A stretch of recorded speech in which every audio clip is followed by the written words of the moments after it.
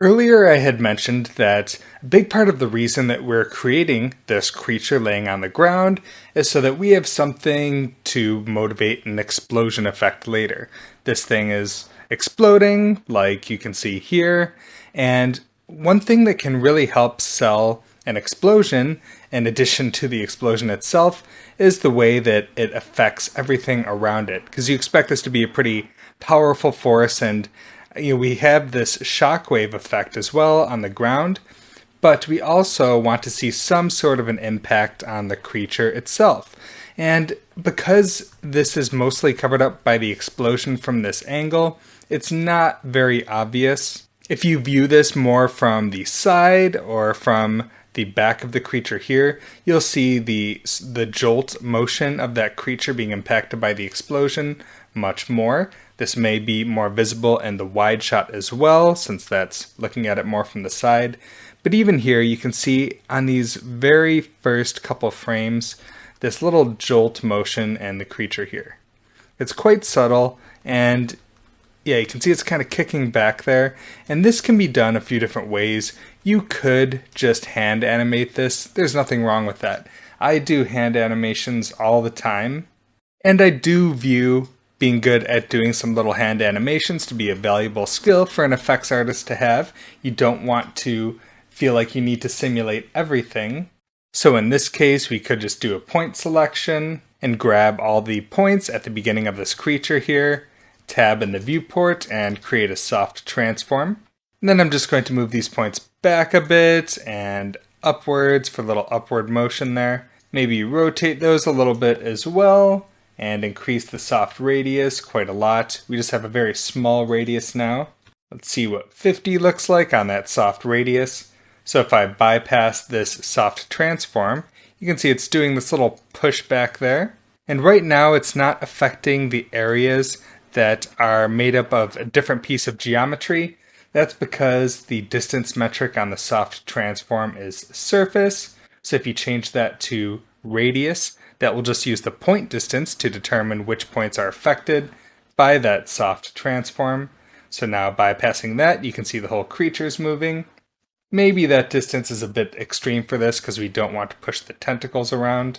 So it looks like a distance of 20 is limiting that soft transform more to the body itself. So you could certainly just use this as a blend shape popping on and off for a few frames to help sell the jolt from that explosion. But because we're really focusing on vellum with all of this week's material, figured I would show you a good simulation technique for handling this as well. And we can use the existing state of our vellum brush and then do simulations on top of this. So from the vellum brush, we have, of course, our mesh output. And if you look at the second output from the vellum brush, this is going to be all of the constraints that have been sculpted into place. And the third output of that vellum brush has the collision geometry that we're using. So we can just pass all three of these things into a new vellum solver to do a little simulation jolt on this. And before we set up that little simulation, it can be a good idea to save out the current state of this vellum brush so that we're not just relying on what's been saved into this node here. And we have a tool that can allow us to cache out the mesh and constraints easily so that we don't have to do two separate caches for those. So you can tab and create a vellum IO. And if you drop that down here, you can see this has the standard 3 inputs and outputs. And then we can connect all three of our vellum brush outputs to the vellum IO. And this looks just like the file cache that you're used to by this point. I'm going to point this to my geo/creature directory, and I'll call this creature ground vellum.vo1.bgeo.sc. Except that this is a single frame cache. Turn on load from disk, display the vellum IO, and then save that to disk. And I'll rename this to cache sim setup. So now I'm just going to pull this aside so that we can separate this from our normal sculpting process. And then in the outputs of this vellum IO, as expected, the first output is the mesh, second output are the constraints, and the third output is the collision geometry.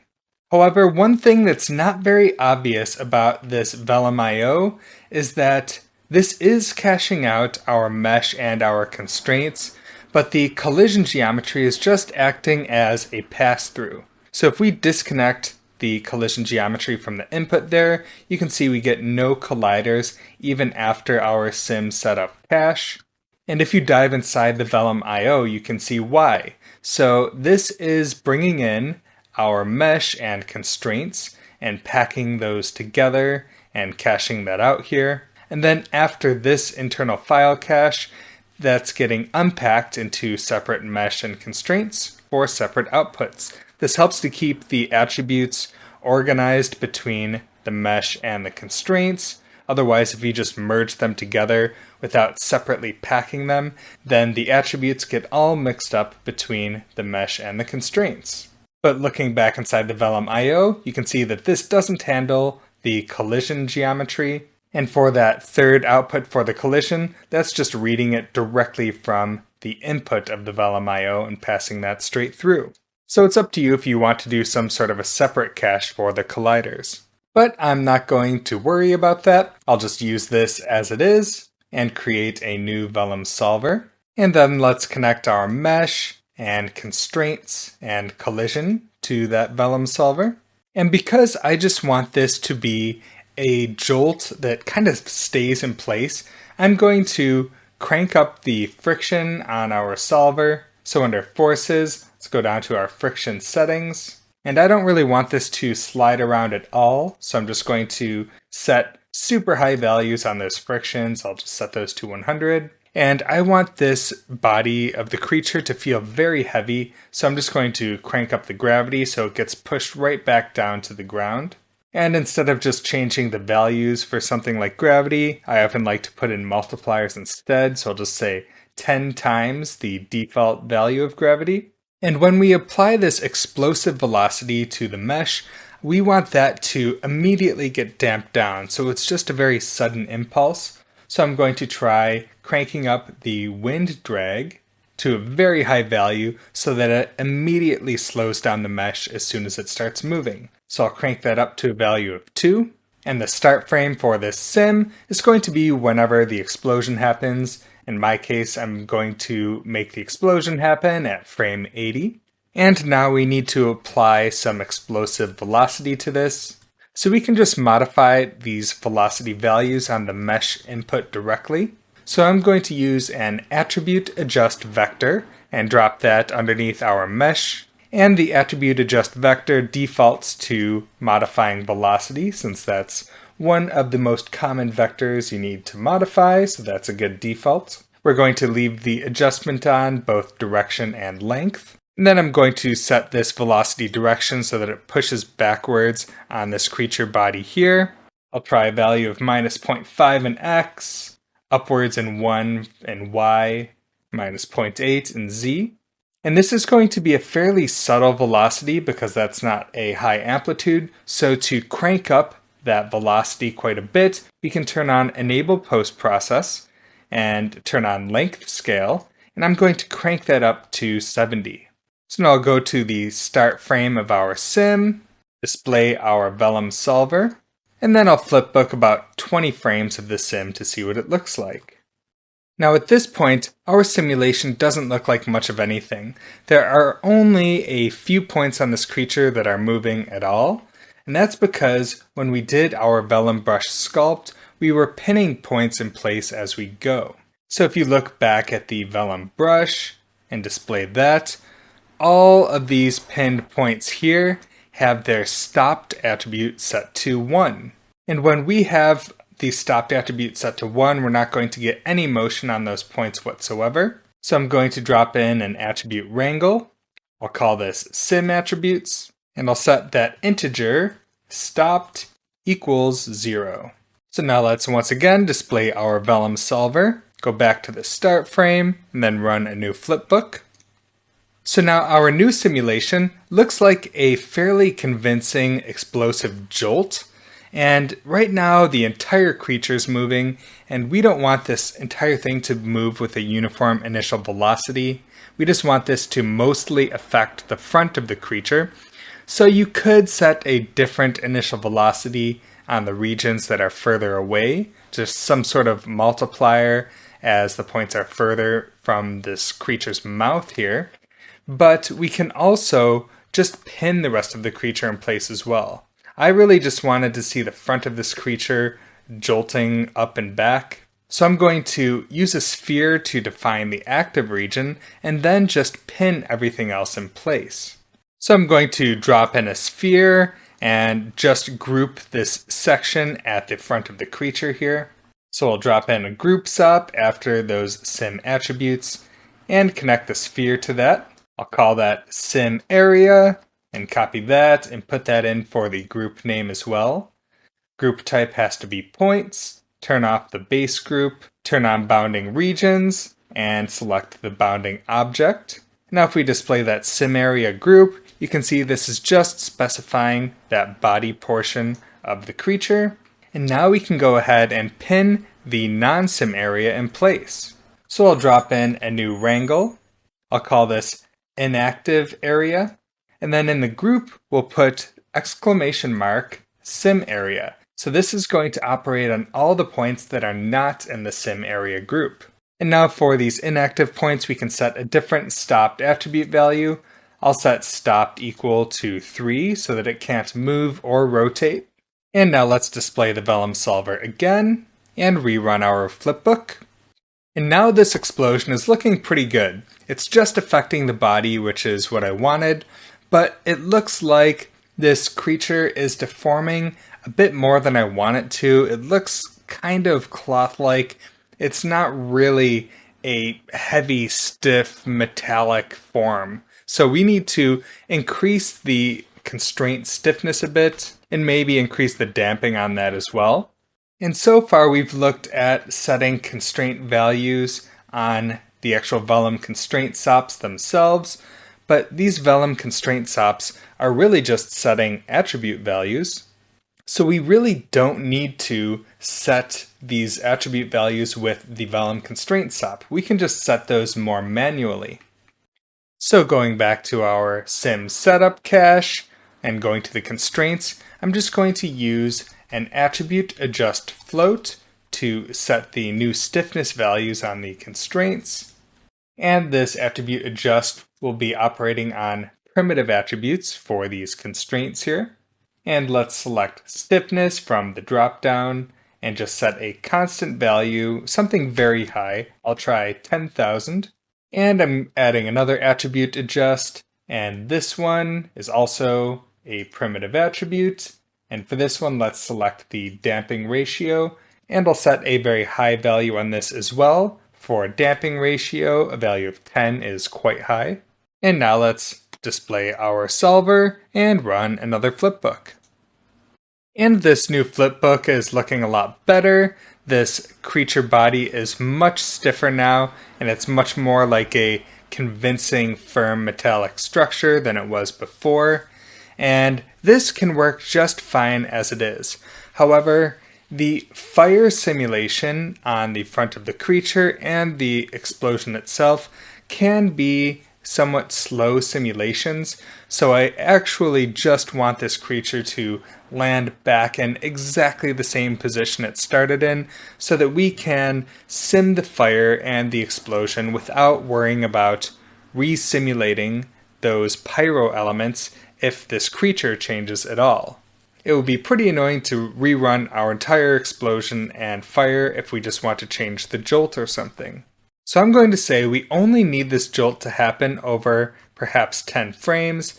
This is 20 frames here from 80 to 100. So if I set that from 80 to 90, I think this amount of time is totally fine for this little subtle jolt to happen. So let's just do a blend shape back to its original position by frame 90.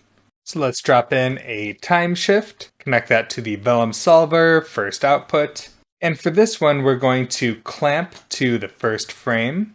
And let's copy the start frame from the Vellum solver. This time shift I'll rename clamp to start. Paste the relative reference into that start frame there. So this just makes sure that we have the creature mesh existing for all of the frames prior to the sim start. And let's drop in another time shift. And for this one, I'll call this freeze at start.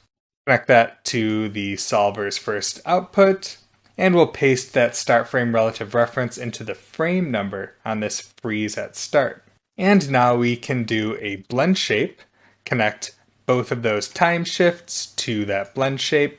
And then in the blend here, you could just set some keyframes, but I often like to use expressions instead. So I'm going to do a fit of the current frame number from frame 85. So 5 frames into the simulation, it starts to move back toward its original position. So from 85 to 90, this blend will go from 0 to 1, blending all the way back to that start position. So zooming in on this body here and displaying this blend shape, you can see it's the same position at 80 and 90 with just this pulse happening in between. And if you find that this pulse is a bit too much, you can also change this blend shape here just to increase or reduce the overall amount of this jolt. So if you want it to be a bit more of an extreme jolt, then in this fit function, instead of 0, we could set that to -1. So that's doing a much harder jolt there.